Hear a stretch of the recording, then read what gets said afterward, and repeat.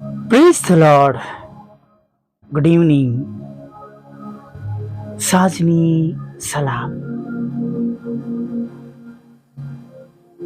જે તમારા અને મારા સંબંધનું છે એ ખચિત પૂર્ણ થશે. પ્રભુ આપ્યા વગર રહેશે નહીં. હાલેલુયા. Praise the lord.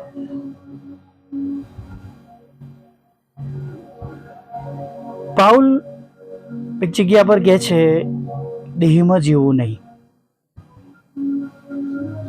જ્યારે તમે એનું દેહમાં એટલે જગત પ્રમાણે આપણે જીવવાનું ચાલુ રાખીએ છીએ ને, ત્યારે ઘણા પ્રશ્નો આવે છે. આત્મિક જીવનમાં પણ આવે છે, એવું નથી કે નહીં આવે, પણ દૈહિક જીવનમાં જાણે આપણને એટલા બધા બિઝી કરી દેવામાં આવે છે કે જેની અંદર આપણે પ્રભુથી ક્યારે દૂર થઈ ગઈએ છે ને ખબર નહીં પડતી. અને માટે સુવાર્તામાં આપણે વાંચીએ છીએ કે પ્રભુ કહે છે, તમારું મન મોટી મોટી બાબતો તરફ ન લગાવો, પણ તમારું મન ઉપરની વાતો પર લગાવો. તમે જુઓ કે તમે અને હું જાણે કે જગતની મોટી મોટી વાતોમાં ફસાઈ ગયા છે નહીં, અથવા તો આપણી જવાબદારી પૂરી કરવાને માટે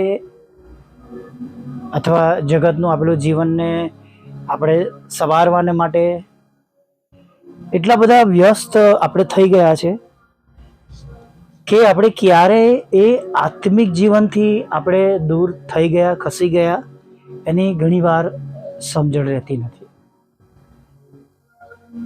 ઘણા બધાનો અનુભવ હશે કે ઘૂંટણ પર હોય, પ્રભુના હાથ ઊંચા કરે અને પ્રભુની હાજરી તરત સ્પર્શ કરે. ઘણી બધી જગ્યાએ આજે હાજરી ચાલી ગઈ છે.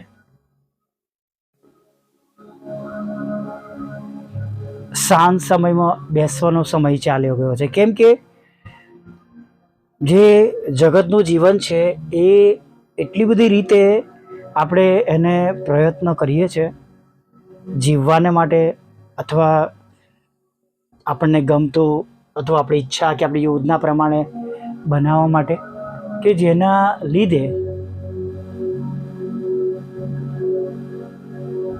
આપણે જાણે ઈશ્વરથી દૂર થઈ ગયા છે. એટલા માટે જ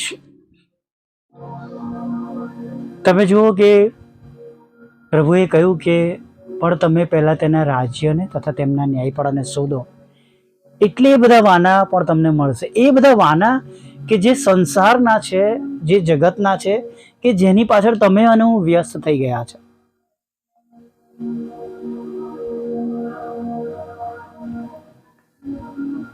તમે જો સાજાપણાની જરૂર હતી પિત્તરની સાસુને, પ્રભુ તે અવેલેબલ હતા.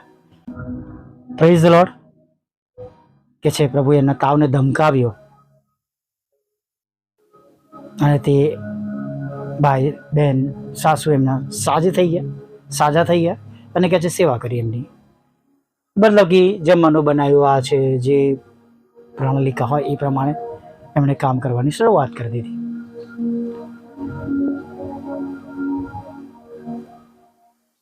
એ મંદિરના કર ઉઘરાવનારો પિત્તરને ટોકે છે અને પ્રભુ હજુ તો આવે પહેલા જ એને કહે છે નહીં. એ અવાવરૂ જગ્યામાં શિષ્યોને પ્રભુએ તમે ખાવાનું આપો. શિષ્યો તો પહેલા જ મન બનાવી લીધું હતું કે 300 દિનારની રોટલી પણ આ લોકોને ઓછી પડશે.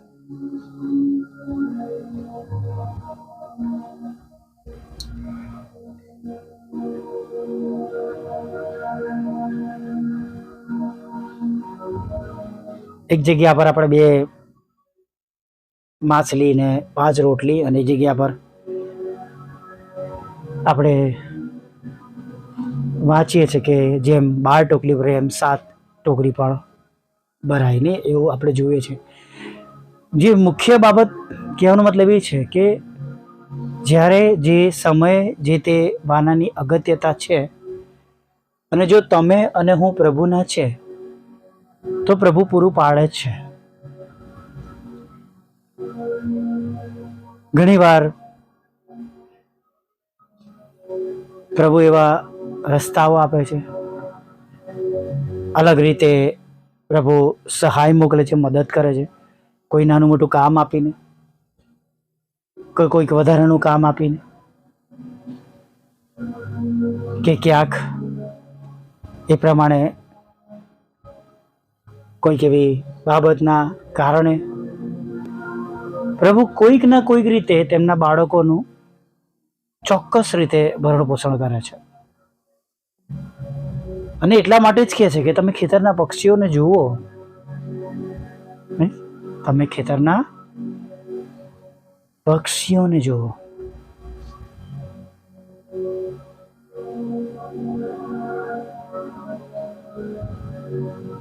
પણ આપણે જે જગતનું મન ધરાવીએ છીએ, એ જગતનું મનના કારણે જે બાબત આપણે જોવી જોઈએ એ જોઈ શકતા આપણે નથી.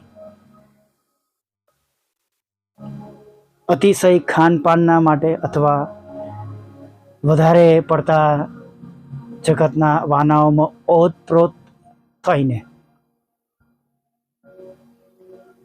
આપણે મેક્સિમમ આ બાબતો આજે ચારે તરફ જોઈએ છે.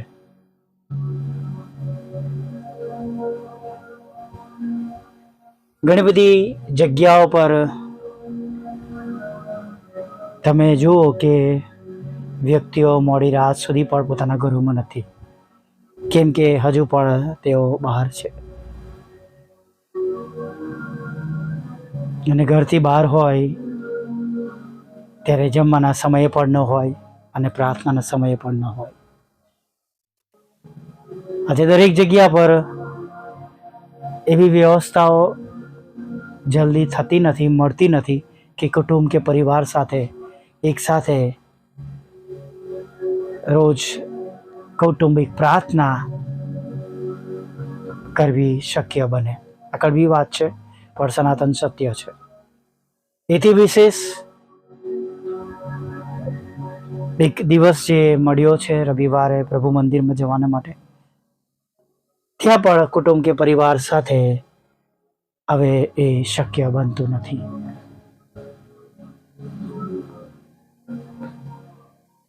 બહુ જગતના કારણો છે.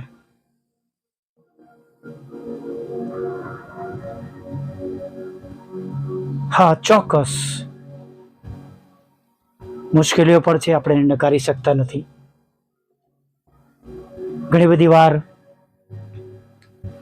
પસંદગી કરવી મુશ્કેલ થઈ જાય છે, નહીં?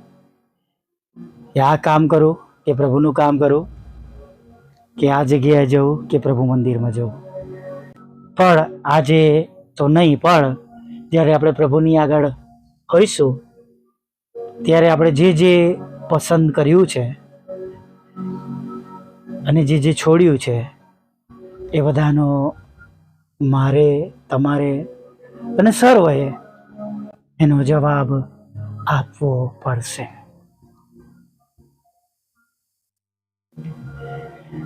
અને માટે જો આજે પ્રભુના બાળકો છે, સમય છે, તક છે, પ્રભુએ સમજણ, બુદ્ધિ, જ્ઞાન, ડાપણ સગળું આપ્યું છે, અને જો સચેત થઈએ છે તો ખાસ યાદ રાખીએ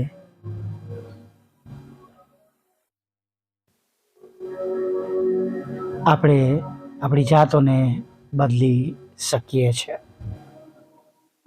પ્રેઝ ધ લોર્ડ, હાલેલુયા. આવો સાધના સમય તરફ આગળ વધીએ. વાલા પ્રભુ, અમે તમારી સ્તુતિ કરીએ છીએ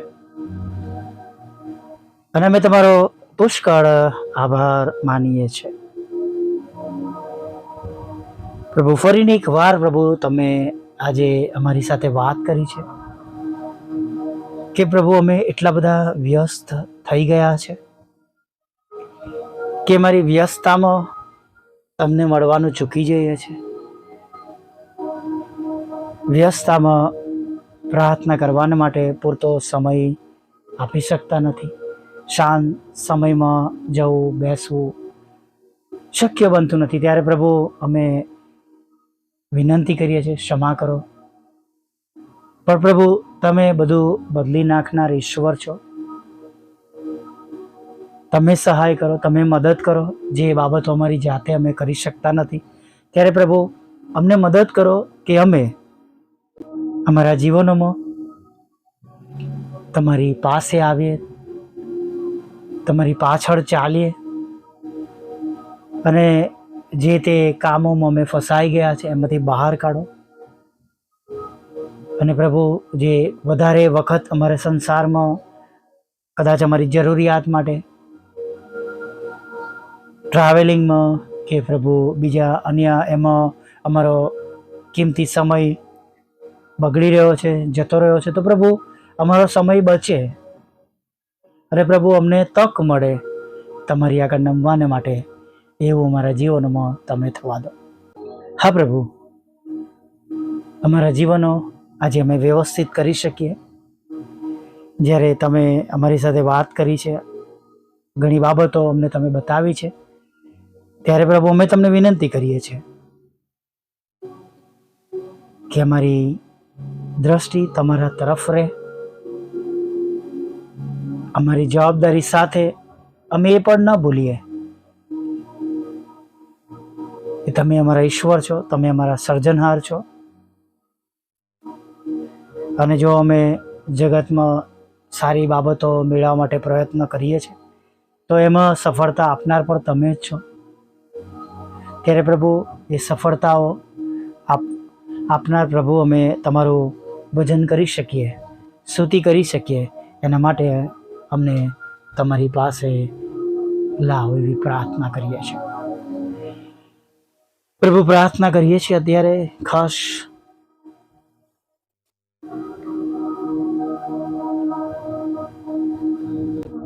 તમારું ભલું પવિત્ર નામ બધાને મળે,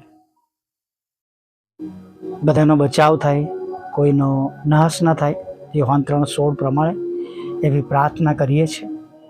જેમ સ્વર્ગમાં તેમ પૃથ્વી પર તમારી ઈચ્છા પૂરી થાય અને તમારું રાજ્ય જલ્દી આવે એવી પ્રાર્થના કરીએ છીએ. હા પ્રભુ, વચન પ્રમાણે દરેક ઘૂંટણ નમે, દરેક જીભ કબૂલ કરે તમે ઈશ્વરના દીકરા છો પ્રભુ, એવું બહુ જલ્દી થવા દો પ્રભુ. અરે પ્રભુ, પ્રાર્થના કરીએ છીએ પ્રભુ, જેઓ તમારાથી દૂર ચાલ્યા ગયા છે, વ્યસનોમાં છે, વ્યભિચારમાં છે, ખરાબ બાબતોમાં છે, ત્યાં પર તેમનો નાશ ના થાય, તેઓ પાછા ફરે, બચી જાય, તમારો સ્વીકાર કરે, પસ્તાવ કરે પ્રભુ, એવું તમે થવા દો. ભાઈ દિલીપને માટે પણ એ જ પ્રાર્થના કરીએ છીએ કે તમારી ઓળખાણ તેમને આપો, વધારે નજદીક તેઓ તમારી આવી શકે અને જે તે રોગ છે તેમનાથી તેમને સાજાપણું મળે પ્રભુ, એવી અમે પ્રાર્થના કરીએ છીએ. ઘણા બધા એવા લોકો પ્રભુ દવાખાનામાં છે અને કષ્ટદાયક, પીડાદાયક ટ્રીટમેન્ટમાંથી તેઓ પસાર થઈ રહ્યા છે. અને દયાળુ પ્રભુ, તમે કૃપા કરો ને તમે સાજાપણું આપો પ્રભુ. પ્રાર્થના કરીએ છીએ જ્યાં લડાઈ ઝઘડા, કોર્ટ કેસ, FIR, ખોટા તુમ્મતો, કારાવાસ છે પ્રભુ, ત્યાં તમારી કૃપા દ્રષ્ટિ થાવ તો તમારી શાંતિ સ્થાપો. પતિ પત્નીના લડાઈ ઝઘડા પર, ફેમિલી કોર્ટના લડાઈ ઝઘડા પણ પ્રભુ તમે દૂર કરજો એવી પ્રાર્થના કરીએ છીએ. જે ઘરોમાં લગ્નની અંદર ઘણા બધા એવા પ્રશ્નો છે, ન બોલતા તમે જાણો છો એમ પ્રભુ, એ બધી બાબતો દૂર કરજો અને પતિ પત્ની બાળકો સાથે શાંતિએ પવિત્રતાના ધોરણે રહી શકે એવું તમે થવા દેજો. જે ઘરો તૂટવાના નહીં પડશે તમે એને બાંધજો. જે ઘરોમાં બાળકો, માતા પિતાઓ અલગ થયા છે પ્રભુ, એ જગ્યા પર પ્રભુ અમે પ્રાર્થના કરીએ છીએ ગડપડમાં પ્રભુ, તેઓ તેમના પૌત્રો પૌત્રીઓ સાથે રહે માટે પ્રભુ એ બાળકો ને પ્રભુ એવું રૂડું મન આપજો કે ઘરડા માતા પિતાને પ્રભુ તેઓ સાથે રાખે, પૌત્રો પૌત્રી સાથે તેઓ છેલ્લા દિવસોનો આનંદ માણી શકે પ્રભુ, એવું તમે થવા દેજો પ્રભુ. ખાસ પ્રભુ અમે પ્રાર્થના કરીએ છીએ વિધુરો વિધવા બહેનો, અનાથો, મન બુદ્ધે લોકો, માનસિક રોગી, વિકલાંગોની પણ તમે સાથે રહેજો અને તેમના દુઃખને તમે નોંધમાં લેજો પ્રભુ. જેમની સાથે અન્યાય થયો છે, છેતરપિંડી થઈ છે, એમને જે કંઈ ગુમાવ્યું છે બધું તેમને પાછું આપજો પ્રભુ. તમારી સેવિકાના ખેતરમાં કડવા દાણાના રૂપમાં જે નામો ઉમેર્યા છે પ્રભુ એ ખાલી થાય એવું થવા દો. તમારી સેવિકાના એ બંને મકાનો પ્રભુ વેચાય અને તેનો આનંદ તેઓ માણી શકે એવો તક તમે એમને આપો. તમારા સેવકના પ્લોટ માટે પણ વિનંતી કરીએ છીએ પ્રભુ, જે કંઈ તેમના સંબંધમાં છે તે પૂર્ણ કરજો એવી પ્રાર્થના કરીએ છીએ. એમના પરિવારને પણ તમે આશીર્વાદ આપજો પ્રભુ.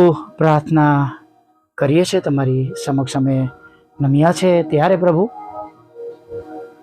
જેમને જોબની જરૂર છે જોબ આપો, જેમને બિઝનેસ લોસ છે એમાંથી એમને બહાર કાઢો, જેમના આવકના રસ્તાઓ છે એ જે એમની પાસે જુદા જુદા આવકના રસ્તાઓ છે તેને તમે આશીર્વાદિત કરો અને તેમની જોબને પણ તમે આશીર્વાદિત કરજો. લગ્નનો આશીર્વાદ આપજો, બાળક ધનનો આશીર્વાદ આપજો, વિદેશ જવાના માટેના સર્વ રસ્તાઓ તમે આશીર્વાદિત કરજો પ્રભુ. અમારી પણ સાથે રહેજો, મિનિસ્ટ્રીને આશીર્વાદિત કરજો, અમારી જે બાબતો તમારી પાસે માગી છે પૂરી કરજો. તમે અમારો સ્ત્રોત બનજો, ઘણા બધા આત્મા જીતી શકીએ એના માટે તમારી કૃપા આપજો અને સર્વ સમયે પ્રભુ મિનિસ્ટ્રી દ્વારા તમારો મહિમા થાય એવું થાય. પાપોની ક્ષમા કરજો, રાત્રે મીઠી નિદ્રા આપજો અને સવારમાં ફરીવાર તમારું ભજન કરમ તેડી લાવજો માગતા પ્રભુ ઈસુમાં આટલું સાંભળો દેવ બાપ માન્ય કરજો. આમીન આમીન આમીન.